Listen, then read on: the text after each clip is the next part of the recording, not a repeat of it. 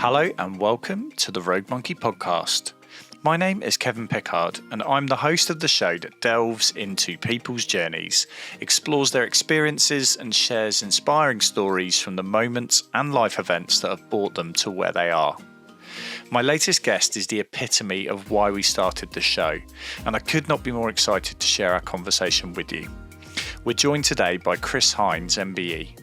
He was the co-founder of Surfers Against Sewage and was the sustainability director for the Eden Project. He's a world-renowned campaigner and a true inspiration for those looking to take up the fight for the many challenges that our society faces. In this conversation, Chris shares with us his journey from a childhood spent in nature through to becoming a prominent environmental activist. He discusses the evolution of activism, the importance of education, and the role of community when it comes to driving change. We explore the need for intelligent activism that utilises modern tools whilst fostering resilience and collective action. Chris ultimately reflects on the significance of inspiring the next generation and the legacy that we leave behind, advocating for us to move to a place where we care, appreciate and understand the fact that sustainability needs to be at the forefront of everything that we do. It is one of my favourite conversations I've had on the show, and I hope you take as much away from this as I did. Be sure to hit subscribe however you're joining us today, as it really helps grow our audience to hear the amazing messages like those Chris shares with us in this interview. So we're going to get straight into it and our latest conversation on the Rogue Monkey podcast with Chris Hines MBE.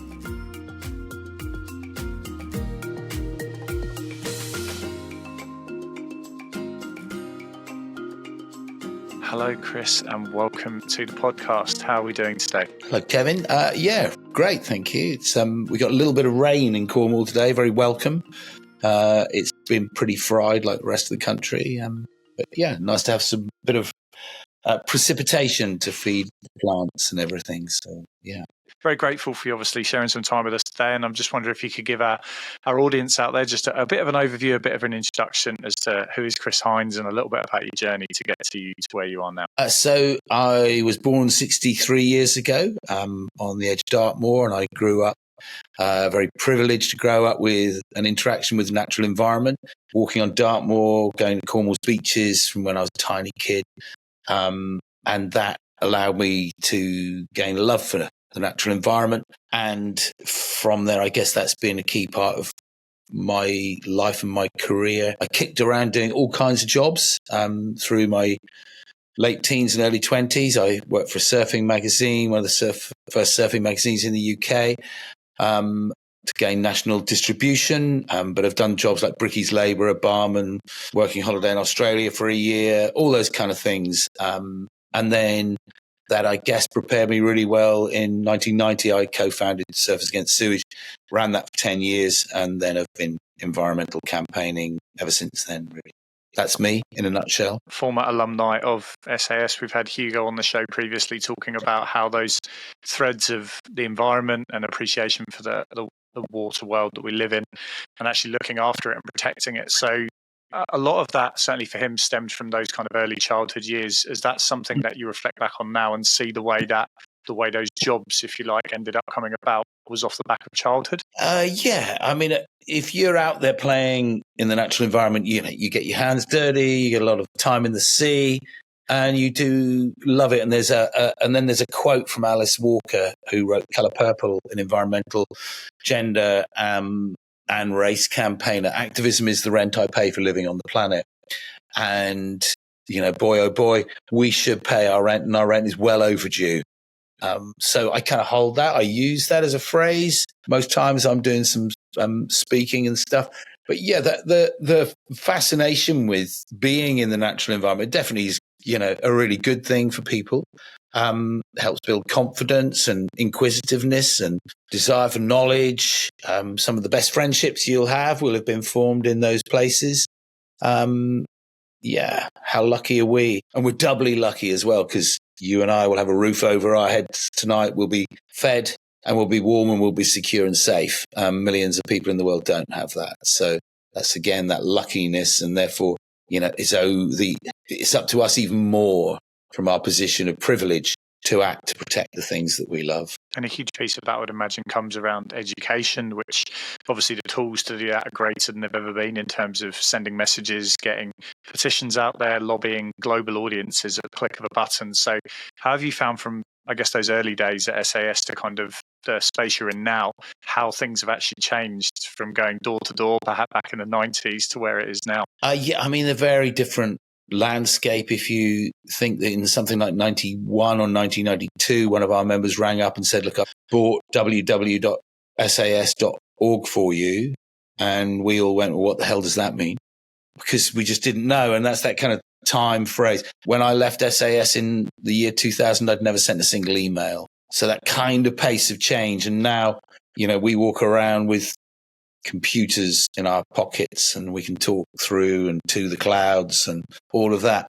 There's a slight danger, I think, that make us feel like we're achieving things. I think jumping up and down and waving placards and making noise is one element of winning. And intelligent activism, as I refer to it, requires that you do multifaceted campaigning and you use all the tools that are used to kind of drive the crazy version of the world that we're trying to get away from. We have to use those same tools. During those kind of years at Surface Against Sewage, absolutely we knew how to protest, but protest is easy. But we also knew law. We did 2 legal cases, quite high profile. One of them judicially reviewed a local council in the High Courts in London under Section 79E of the Environmental Protection Act 1990, and we won. We helped set case precedent for the whole of the UK. We bought shares in all the water companies, so we knew how to lobby in through the financial institutions, and we used to go to Ofwat at that time as well, and up in Birmingham, so the financial regulator of the water industry. But we would be quoted in things like BBC Breakfast News Live or the Financial Times, which water companies were safe bet, which ones were doing the right things, but which ones were risky and didn't understand how to do that. We used science. In the 90s, we had our blood sucked and our mouths swabbed at surf contests, and we proved that surfers were 3 times more likely to contract hepatitis A than the general public. 93% of us carried the antibodies to a sewage-related virus called the astrovirus, compared to 22% of the normal population. We used engineering, so we not only protested against the raw sewage, but we said, rather than building long sea outfalls, if you use this new technology, like treatment, you can deliver the right thing, high levels of treatment, end of pipe standards, and you can do it £9 million cheaper in the case of Jersey. So it's always cheaper to build a full sewage treatment works than to build a partially treated long sea outfall.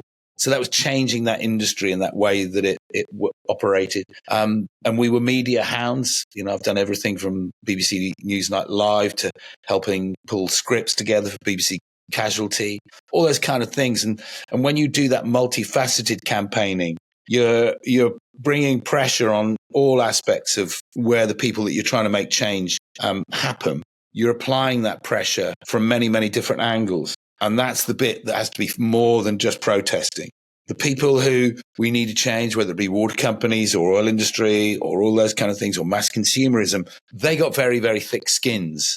If you're paid like millions of pounds and plus bonus, people can shout as much as they want at you, but you will keep doing what you're doing to just keep racking in the cash. So you've got to be clever about it. Intelligent activism. And this space of intelligent activism, I guess also there must be a resilience piece in there, because, my day job, we recently in the last 6 months spoke in Parliament about getting young people more active and what that looked like in terms of the education system, and not necessarily the disheartening aspect of a no, but the patience and the ability to understand that things that are certainly at a government level can take months, if not years, to start to influence. And actually one event on one day, and you talked about, not getting lulled into that full sense of security just because a video's got 1 million views. Does that actually mean that a law's going to change, which is then going to impact directly on the thing you're protesting about in the first place? So this intelligence piece, how have you honed that? Because again, the world's changed over the last kind of 30 odd years. So the tools have got smarter, the space in some places has become more transparent, but actually as we move forward, you must have to have developed a new set of tools to be even smarter in a very digital world? I mean, I'm not digital. I'm probably fairly useless at being digital. But I would try and encourage other campaigners to use those tools that are used by, the divisive nature of at the moment. So a lot of the tools that are out there, the digital ones, are divisive, and they're being used very well by the people who want to divide us. So we kind of somehow or other need to work out how we use those tools and we use them more effectively. For example, the 89% project. So that's a piece of research that came out a couple of years ago, and then The Guardian have turned it into a bit of a project and a campaign. And that was 130,000 people interviewed in over 100 countries worldwide. And 89% of those people said that they thought the climate crisis was the number one priority for their governments and that the governments should act. 85% of those people said that they would happily spend at least 1% more in terms of taxation to address that climate crisis. And you could obviously have a sliding scale there. Some people might not be able to afford it. Some people could probably afford more. But all of those people thought they were in the minority. So everybody is being beaten down. And I think there's probably 89% of people think that way. And I think they want a better world, and whether that be the climate. And I think you could extend that probably, that they probably have respect for other people. They probably want to see better communities, all of those other aspects of a sustainable world. But that's the 89%. And then there's like almost this 1% of people who are trying to divide us all the time. And then 10% who are quite aggressive and loud and kind of in your face. And they are following that 1%. Whereas if it's 89% of us, but I think a lot of people are reluctant to come out because they do get a bashing. And a piece in The Guardian last week showed that people are reluctant to say what their true views are. And it's almost like we need that solidity around us, that we kind of go, we're all in, we think a lot alike. And that's important for us to remember, that we're connected to each other and we probably have similar values to most people. So I'm not good at digital work. And I probably shy away from it slightly because I find it, it's kind of, you're exposing yourself. And I think people are beaten down from that. Whereas if you're kind of going out and you're being with people of your kind. So human connection's a really important thing, and building of those communities and a resilience at that kind of level. And a lot of what goes on in the world. So if there is this 89% of people who think that way, then in effect, we can say that the digital world that tells us that we all hate each other and that climate change is a hoax and net zero doesn't need to exist and all of that kind of stuff, it's rubbish. We don't generally believe that. So, there's a slight question there. Is the digital world, is that element of it kind of failing, and is it just a con and a shine? And some of it is just there to make us try and buy more product. And, like if we say something like a certain brand of drink or whatever, and we publish that and you put this on a social media platform, it's almost guaranteed that an advert for that brand and product will suddenly pop into our social media feed. They're all over us, and the conspiracy theorists, well, that's just crazy. Yeah. But kind of slightly worrying as well, that people will prefer to believe what Brian on Faceache says than 99% of all climate change scientists. I think it's interesting as well because from a personal point of view, you find that you start surrounding yourselves with, in your mind, the right people. So if you're of that ilk where you want to look after the environment, you make more informed choices, you don't necessarily engage with clickbait, that kind of thing out there.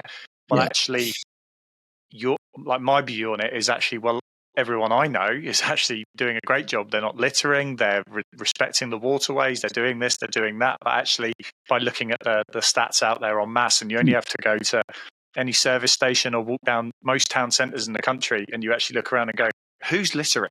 Like, who's doing this? So actually, there's almost this need for us to go beyond our immediate circle.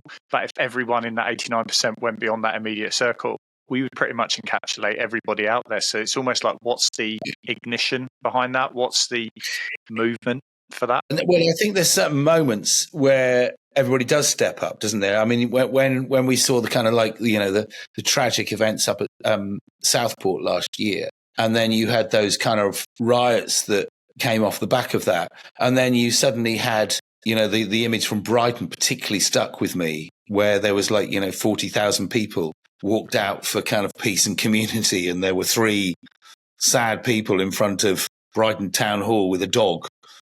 And police protection for them, because most people just went, no, that's not what we think. And it is far more complex and difficult debate than it's those guys over there and we should, throw them out. Like most people are, and that was a classic moment of the 89% coming out and going, no, we're there for each other and for our communities and things.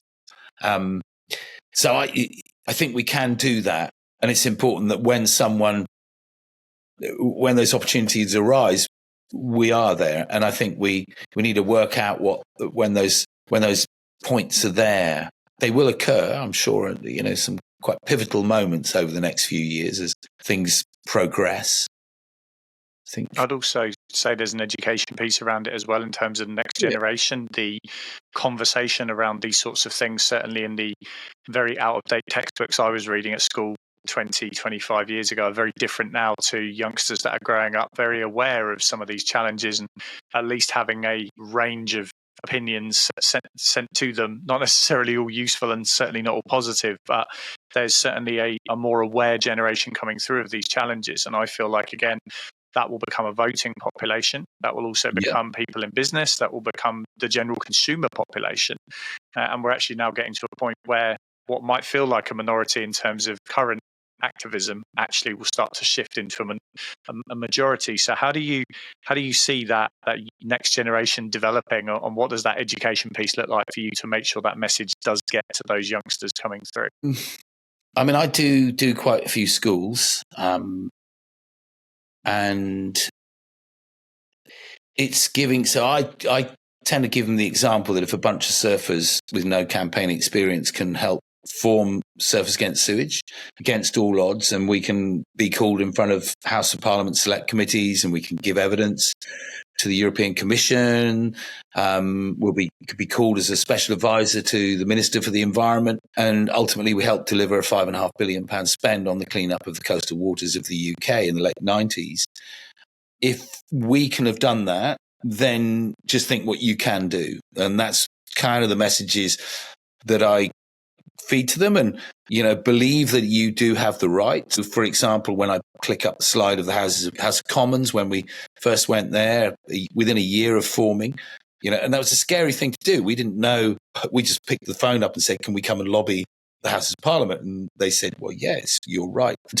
We can go and do that." And in 10 years, we never had a single arrest. But I've jumped over a wall before, a fence with wetsuit on, gas mask on my head. Someone threw the inflatable turd behind me, caught that, and I got within a yard of Tony Blair, just after he'd become Prime Minister. And I was able to say, "You do realise, Mr. Blair, while you're in Cornwall, if you do a poo, it's going straight in the sea. No treatment works whatsoever." So you can kind of go and do this. And, the Houses of Parliament, that's our house. That's yours, mine, all the people. That's our house. It's not for, the people who, they may try and dissuade us that isn't our house. It is our house. It should set laws that apply and regulations and for us. And they are going to have to shift the way that they engage with us, the population. And I heard someone, I sat on a train with this double professor at one point last winter. I was going over to do a talk in Germany.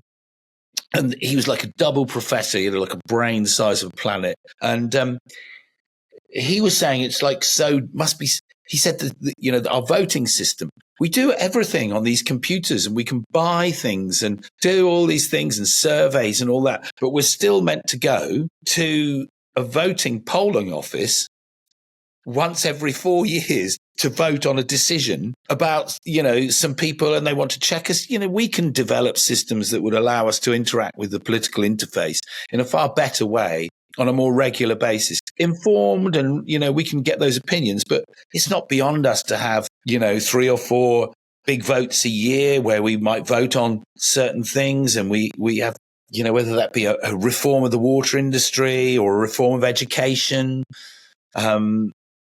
those things, we can do a vote, and we don't have to all.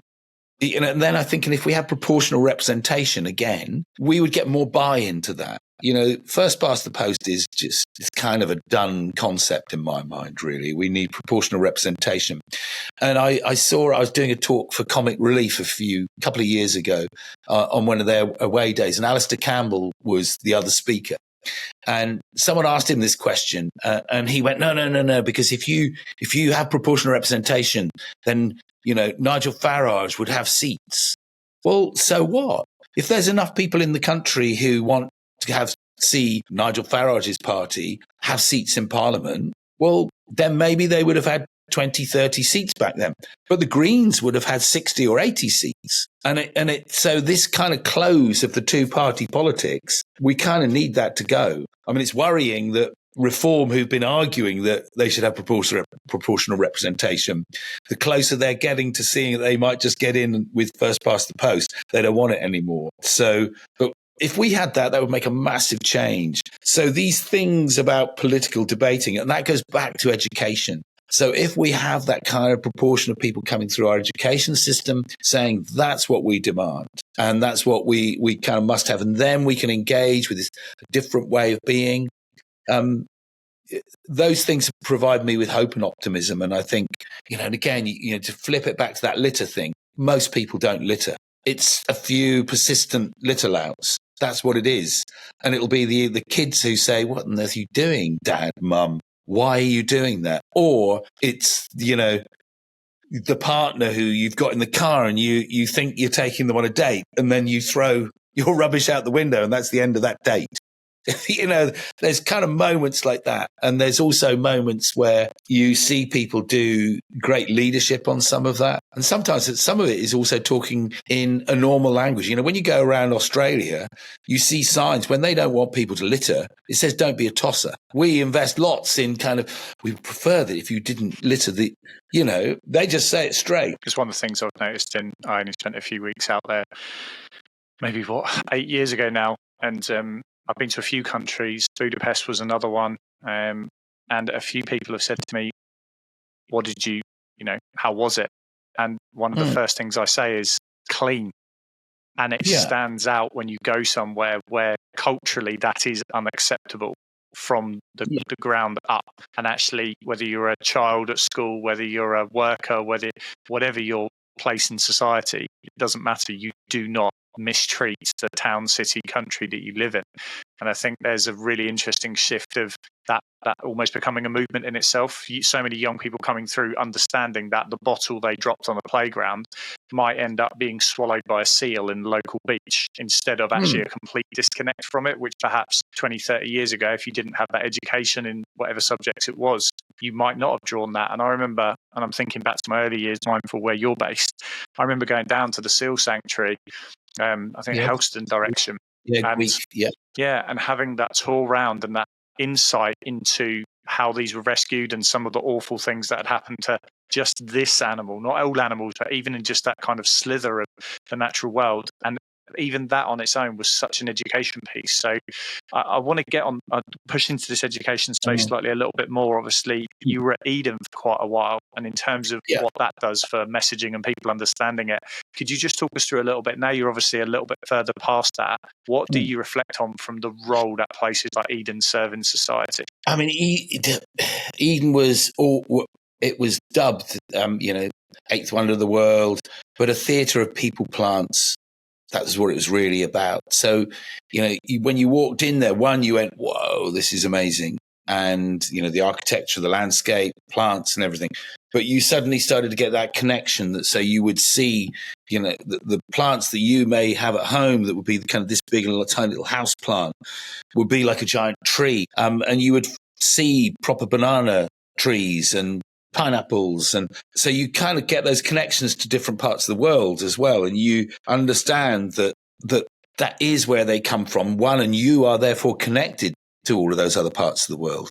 We're in kind of dangerous territory at the moment where we become slightly isolationist and we go, well, no, you can't come over here and we don't want anything to do with you. But you look at what those connections with all around the world. We live in global times, so we need to be connected. But Eden was brilliant at that, and still is. It's a brilliant place for sparking people's imagination, kind of bringing education with a wow factor. And I think they should be starting to build the one up in Morecambe fairly soon, which will be interesting to see and what that brings. And they were very good. They had a big educational team that kind of worked around those hooks. And early days, they had theatre group as well. They don't have that anymore.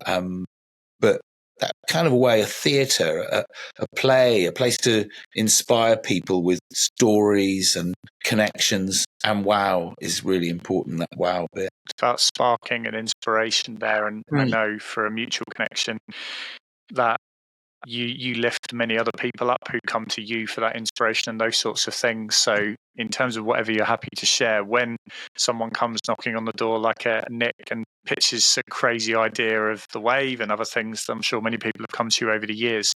What do you say to that next generation of people coming through that are looking to do something that's out there, that's different, that's challenging the way things have been done historically? Well, believe that, check it, ask some friends and build momentum around it, and don't take no for an answer. If it's a good idea, Surface Against Sewage, everybody said, no, you'll never succeed. You'll never do anything.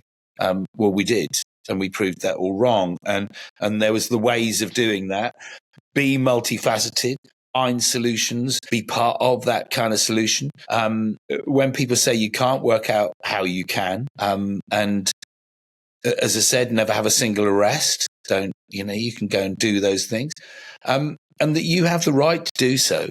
It's okay to dream and it's okay to build stuff behind dreams and that other people will get excited. And there's a great thing where if you're positive about stuff, if you walk into a room and there's two sets of people trying to solve the same problem and one of them are very serious, quite dour, and the other group are talking about the same thing, but there's an energy and a buzz. Most people will tend to go for the one that's got the energy and the buzz. They will be attracted by that because our lives are, they can be quite weighty, our day-to-day lives and the pressures of, job, family, all that kind of stuff. So have that positive energy and that attracts stuff, other positive energy to it.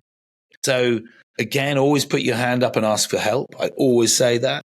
Two things happen. One, other people will say, well, I thought I was the only one who's struggling with this. You've got that problem as well. And then you kind of, again, you have that collective, back to the 89%. You're kind of going, oh, we all think that way, do we? But the second thing that will happen is someone somewhere will go, yeah, I can help you. And Surface Against Sewage was a brilliant example of that. We had scientists, Dr. Rupert Manley and Dr. Mike came and went, we'll like to suck your blood because we think we can prove that you're. And then, Charlie Hopkins and the crew from Lee Day & Co. in London, they went, we're brilliant, we're like some of the UK's best lawyers. Let's kind of do something here. And the same with the finance. And, you might have those little ideas, but suddenly people come because you're being attractive. And, Surface Against Sewage was a serious issue. People get really ill and people did get really ill. There was even a tragic, death at one point of someone. And those issues, we still campaigned with the attractiveness of surfing, and we knew we were using surfing to bring people to it. So surfing was the ad man's dream in a way. Everybody uses surfing to sell, whether it be toothpaste, washing powder, beer, everything. Everybody uses surfing as this wonderful thing. We used it knowingly to sell the message of clean seas. Dirty seas, but clean seas. Because that was our vision, just to be able to go surfing for the wonderful thing that it is, good for physical and mental well-being. We knew Blue Gym before Blue Gym was a thing. And it's now being kind of wrapped around with that thought process and academic research and everything into it. But that was our aim, was just to be able to go to the beach without getting a panty liner in the face or diving through a slick of human sewage or getting ill or, and that is always the vision. that better version of the world. And we can create that better version of the world as well. We can do it. Well, I want to kind of turn the mirror around on one of your projects now that's very active. So in terms of A Grain of Sand, you just want to talk us through the idea you had around that and how that has evolved to where it is now and perhaps where that could go moving forwards. Yeah, I mean, A Grain of Sand is basically just me. And the premise there is that small, irritating, but out comes the old pearl. So again, that kind of was what SAS was. It was a small irritant that got right in there. And it did. It created the pearl of full sewage treatment works for everywhere, UV disinfection for, 14 out of 20 million people discharging. But then also collectively, if we're all grain of sands and we all come together, that's a beach. That's a lot of weight and a lot of change. And we are kind of insignificant in our own way, but collectively we're powerful. And I try and go out and have those debates and active and prod and push. And I do that through public speaking. Some of those are paid, some are voluntary. And I do quite a bit of robbing, the rich clients to then allow me to go and do other ones for people who can't afford a speaker fee. And then I also work with 2-3 companies. I currently work with a construction consultancy called Ward Williams, who, have sustainability built right in. They were the first chartered surveyors in the world to gain B Corp accreditation.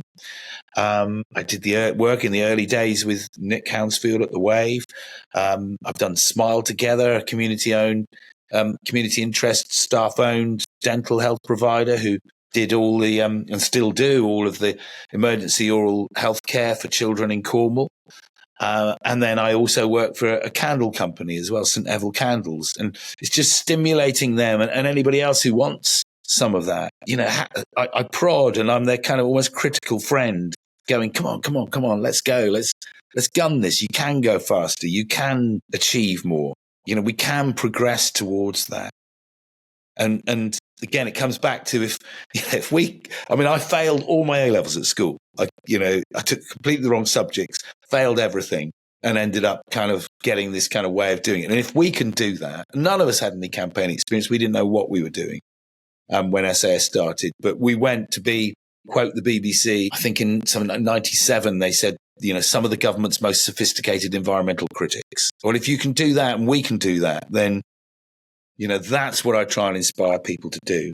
So, for example, this morning I just went, why, one of those clients, why aren't we 1% for the planet? Why aren't you doing? And they said, well, just go check it out. Can you? And so sure enough, I found out that they're already donating to a company, to an organization that is accredited as a recipient of 1%. So we kind of know that one's through the door. And I've done that really quickly just by pushing, just by saying, come on, let's go. And within a month, I'm sure they'll be signed up to 1% for the planet. I didn't have a question on this, but I have to pull on this thread. School. Get on it. School for you. So okay.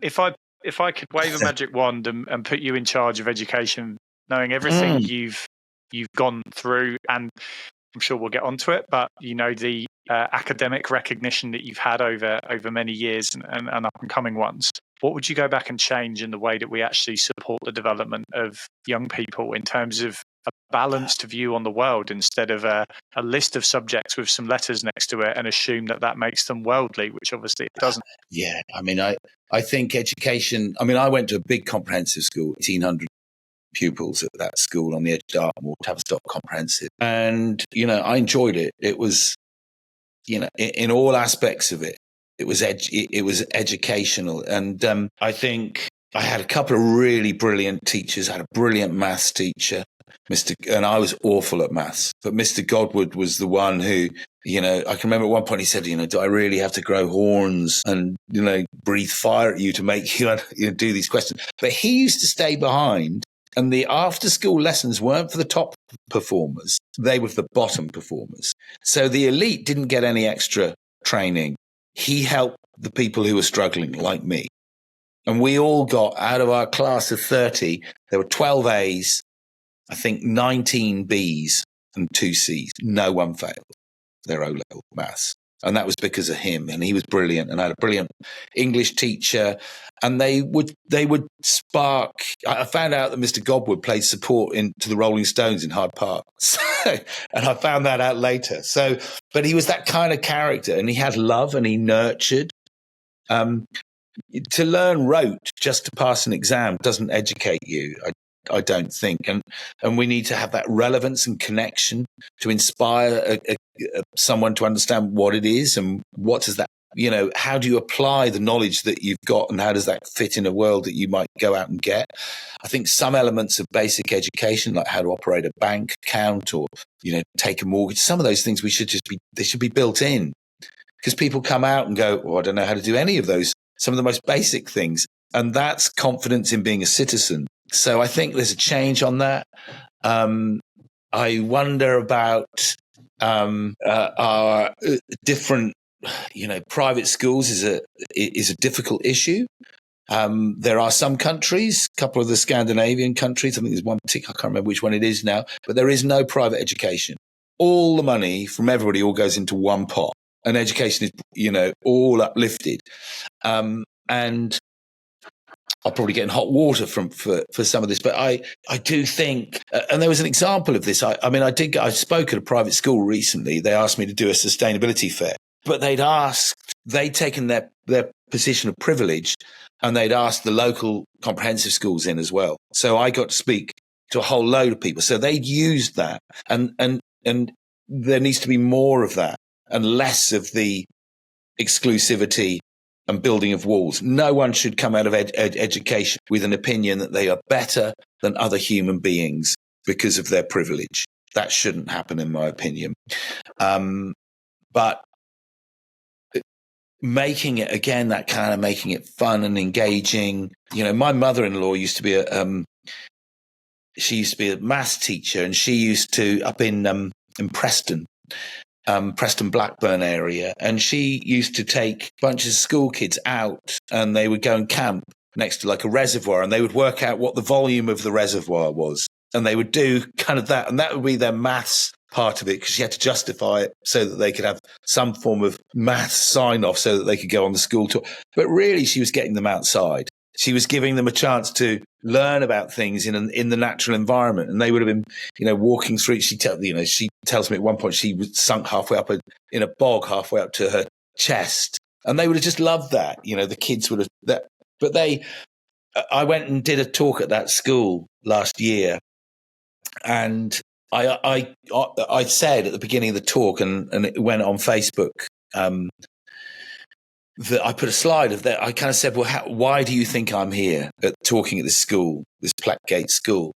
And I put a picture of her up as the school teacher, and so many kids, like after this was at their speech day in this school, and there were pupils coming up whose children were then at the school going, Mrs. Mallon, we love you.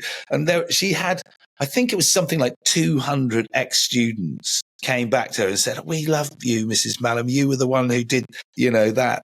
And the crazy ladybird lady, because her car was dressed up as a ladybird, but they knew her and loved her. And I think, again, I can remember Mr. Godwood and Mrs. Moody's names now because they cared. They kind of got up in the morning and they went, we're going to go and do the best education we can. So there's kind of two levels. One, if you're a teacher, you got to go in there and inspire and bring some love and respect. And I'm sure the vast majority of teachers do that. And then make the classrooms fun. I don't know. I mean, the tools that we've got, what's education like? I wouldn't have a clue, really. What's the best way? But push the boundaries, make it fun, make it engaging and inspiring, and citizenship and care and respect. Those things need to be there. Care, respect, thirst for knowledge, understanding that you can have the right and it's good to ask questions. And,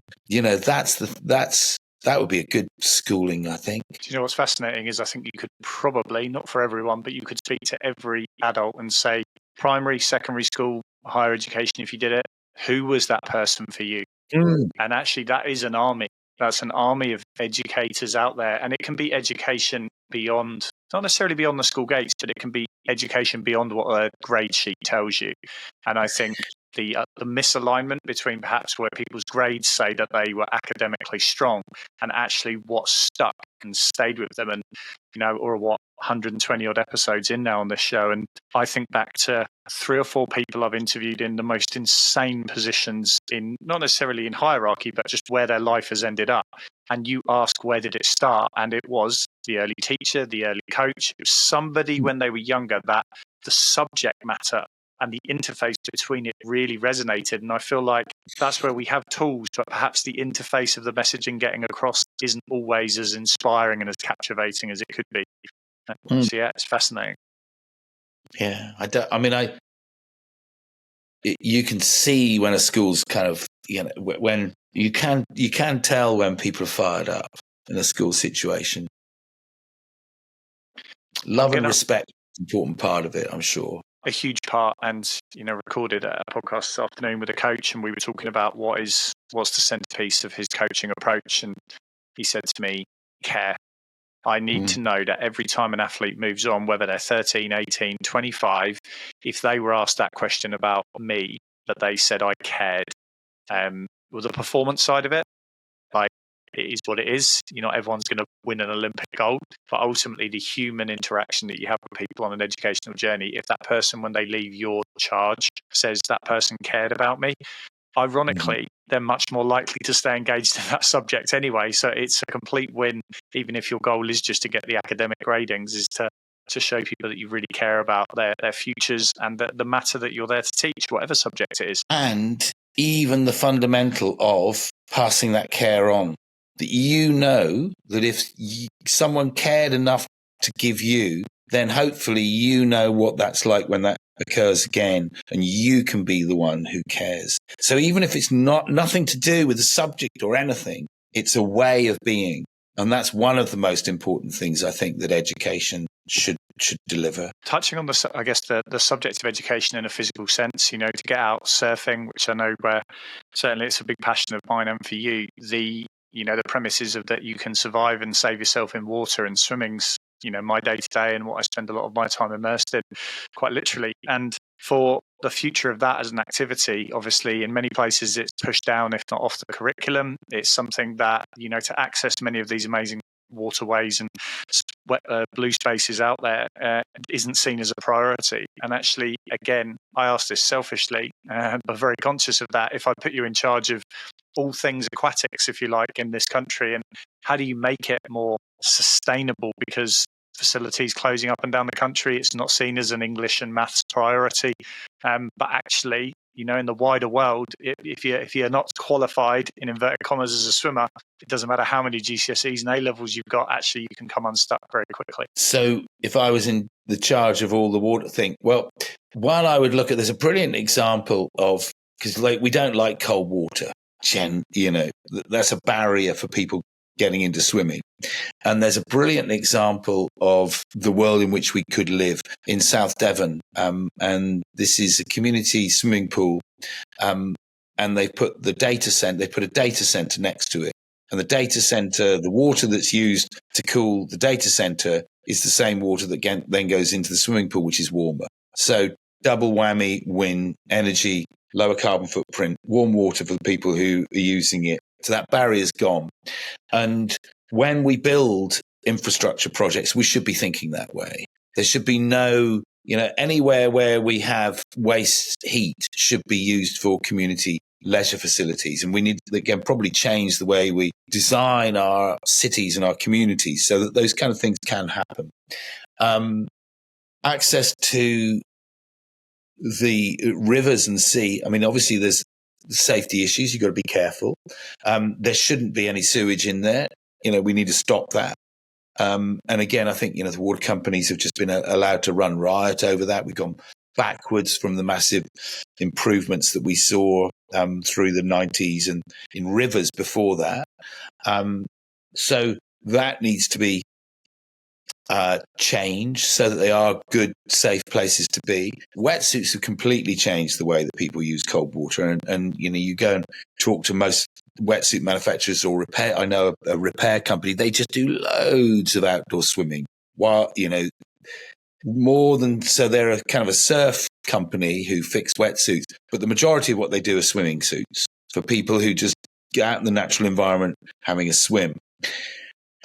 And I think in terms of, again, flip that back to the kind of education thing, the confidence of doing that, of knowing that you can swim, is a massive builder, isn't it? I mean, it allows you to have a different perspective on the world, and it allows you to have fun, because it is fun. You know, all of those physical activities, there's a thing in them that is fun. You know, you might be competitive, and the competitive bit is some of what you get at. But generally, any sport, physical activity that you do is good for your physical and mental well-being. So we could just lift the whole nation up. And I think, you know, that I was absolutely I was really lucky to work with a guy called, only briefly, but a guy, probably for 6 months or so, a guy called Dr. William Bird. And William was the one who coined the phrase green gym, and then was the health advisor to Natural England. And but William kind of coined that phrase, and he knew that just taking people out into the natural environment lifted them. If they were like a 3, and he then took them for a walk, 3 out of 10, and he took them for a walk, then they would probably be a 5 out of 10. And it's the same with going out and doing some form of swimming or whatever. It'll make you feel better. And it's all too easy for us to become sedentary and to spend too much time on these, you know, these things. We're kind of addicted to them. And they're bad, you know. Will we look back in 50 years' time and go, those things were really, really bad? There was this blip in mental health and physical activity that cost the country millions, you know, if not billions, because of a lack of activity. And swimming is a really kind of, it's quite simple, isn't it, really? And you go to somewhere like Australia, and I know it's warm, so they don't have to heat them.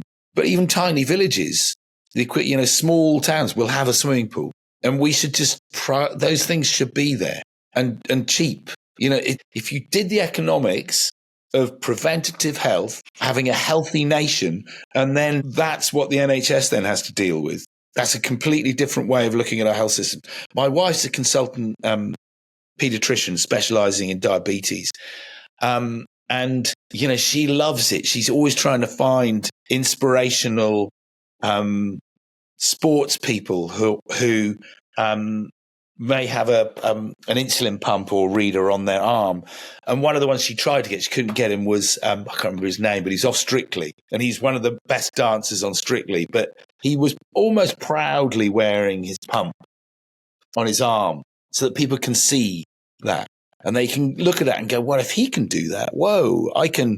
This isn't a block. So I think people leading it like that is important.